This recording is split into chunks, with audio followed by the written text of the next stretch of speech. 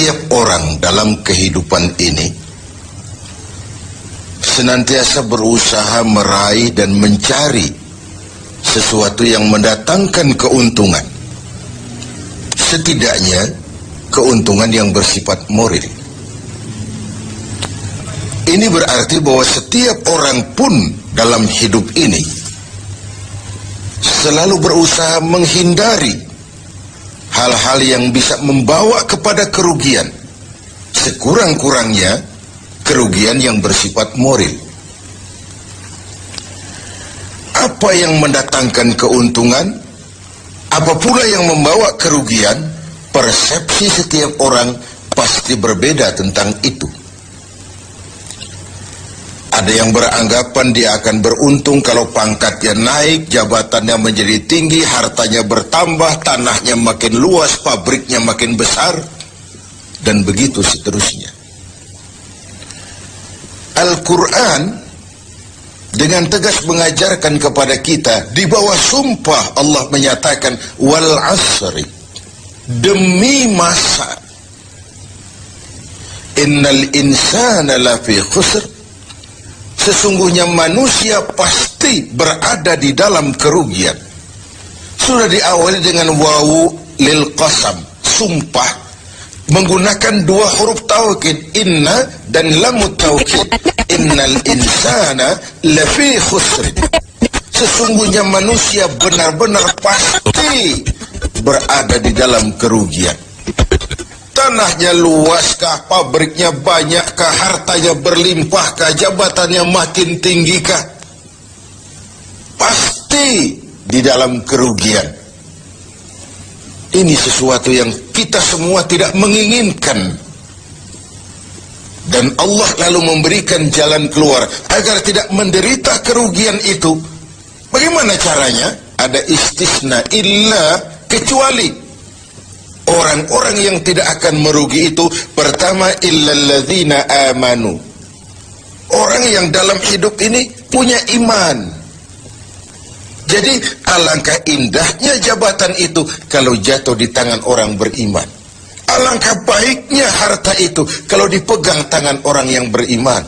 Alangkah manfaatnya ilmu pengetahuan itu kalau dipegang juga oleh tangan orang-orang yang beriman. Imanlah yang menyelamatkan manusia dari kerugian. Ada ungkapan bahwa ilmu bikin hidup jadi mudah, seni bikin hidup jadi indah, dan iman bikin hidup jadi terarah. Tidak terbayangkan bagaimana sebuah jabatan apabila tidak dilandasi dengan keimanan. Tidak terbayangkan bagaimana nasib harta benda kalau jatuh di tangan orang yang jauh dari iman. Karena itu untuk selamat dari kerugian, nilai imanlah adanya. Tanpa nilai iman, semua akan jadi fata morgana. Hal kedua yang menyelamatkan manusia dari kerugian adalah wa'amilus sholihat. Iman tadi dibuktikan dengan amal soleh. Sebab apa? Iman adalah generator. Iman adalah power yang melahirkan energi dan menimbulkan gejala. Seseorang beriman atau tidak bisa kita lihat, tapi bisa kita dinilai dari gejala yang ditimbulkan oleh nilai iman tadi dalam bentuk amal soleh.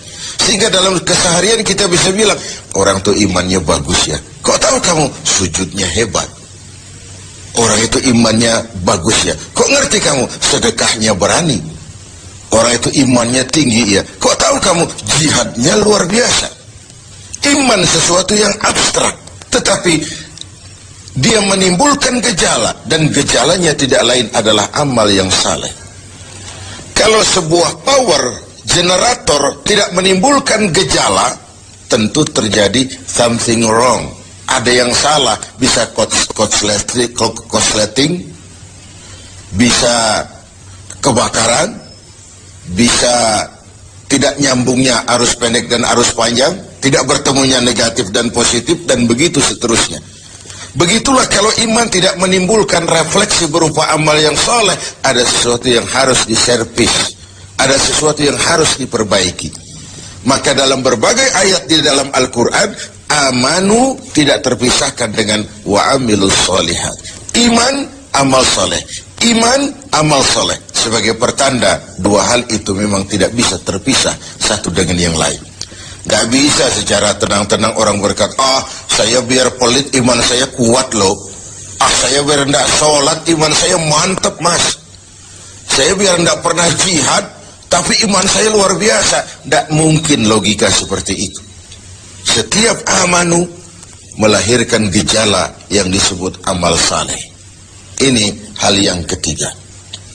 Yang keempat, setelah iman dan amal saleh, tawasaw bil haq, saling menasihati dalam kebenaran, bukan dalam kebatilan, bukan dalam kemunkaran. Setiap kita berkewajiban menegakkan yang ma'ruf, mencegah yang munkar sesuai dengan bidang dan kemampuan kita masing-masing. Orang yang selamat dari kerugian selalu menasihati dalam kebenaran, betapapun resikonya, betapapun kondisi masyarakatnya. Tegar, dan ini pernah diingatkan oleh Rasul, akan selalu ada di tengah umatku sekelompok orang yang tegak menyatakan kebenaran. Dia tidak takut risiko yang tumbuh karenanya.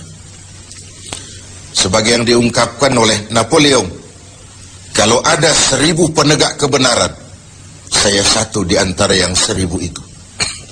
Kalau ada 100 orang yang menegakkan kebenaran, saya juga satu dari yang 100 itu. Kalau ada 10 orang yang menegakkan kebenaran, saya pun satu dari yang 10 itu. Kalau hanya 1 orang yang berjuang menegakkan kebenaran, sayalah yang satu itu. Walaupun besok langit akan runtuh, bumi akan bergulung, kebenaran tetaplah kebenaran. Orang yang tegar menghadapi kebenaran makin langka. Orang yang tidak larut di dalam memperjuangkan kebenaran semakin sedikit jumlahnya. Tapi kalau kebenaran tidak ditegakkan, keadilan tidak dinyatakan, maka kebatilanlah yang akan berkuasa. Sungguh pun demikian. Yang keempat, Allah menutup ayat ini, wa tawasaw bis sabr. Nasihat menasihati dalam kebenaran dan nasihat menasihati dengan cara yang sabar. Kalau kebenaran sebuah prinsip, maka kesabaran adalah sebuah strategi. Jika kita benar, kita harus sabar. Kalau kita sabar, harus karena benar. Kebenaran tanpa kesabaran membuat kita mudah dipatahkan orang. Sebaliknya, kesabaran tanpa kebenaran membuat kita diinjak terus oleh yang lain. Kalau punya prinsip, harus punya strategi. Strategi digunakan untuk sebuah prinsip. Prinsip tanpa strategi, habis kita digusur orang. Strategi tanpa sebuah prinsip, habis kita diinjak terus oleh yang lain. Inilah Ramadan, di mana kita berusaha meraih keuntungan yang sebesar-besarnya. Setidaknya keuntungan yang bersifat moral, dengan melakukan pendekatan-pendekatan yang intensif kepada Allah, dengan memupuk keimanan, memperbanyak amal saleh, nasihat menasihati di dalam kebenaran, dan menasihati dengan cara yang sabar, sehingga terhindarlah kita dari kerugian. Setidaknya kerugian secara moral. Kalau kehilangan harta kita sangat merugi, bagaimana pula kalau kehilangan iman? Bagaimana pula kalau kita kehilangan amal saleh, menghadap Allah tidak ada bekal yang kita bawa? Bagaimana pula kalau kita tidak ikut tegak menegakkan kebenaran, bahkan larut dalam kebatilan, berpangku tangan terhadap ketidakadilan? Kata Nabi, as-sakitu 'alal batil syaitanun akhras. Orang yang diam dari menghadapi kebatilan, tidak berani menyuarakan kebenaran, sama dengan setan gagu. Sekali lagi, orang yang tidak mau menyuarakan kebenaran dan diam menghadapi kebatilan, oleh Nabi dikatakan syaitanun akhras, sama dengan setan yang gagu. Berlindung kita kepada Allah, jangan masuk dalam kelompok yang seperti itu. Dari ayat surah yang pendek ini, kita ambil beberapa catatan. Pertama, intan paling mahal, mutiara paling berharga dalam hidup ini tidak lain adalah nilai-nilai iman. Biarkan zaman berubah, akidah jangan sampai goyah. Silahkan masa berganti, keyakinan jangan jadi mati. Karena iman kita hidup, untuk iman kita berjuang, dan dalam iman kita ingin kembali menghadap Allah. Yang kedua, buah daripada iman adalah amal soleh. Amal soleh, refleksi yang ditimbulkan oleh nilai-nilai keimanan. Bahkan diketahui iman seseorang dari amal soleh yang dikerjakannya. Yang satu merupakan fondasi, yang lain merupakan hasil buah dari fondasi yang kokoh itu tadi.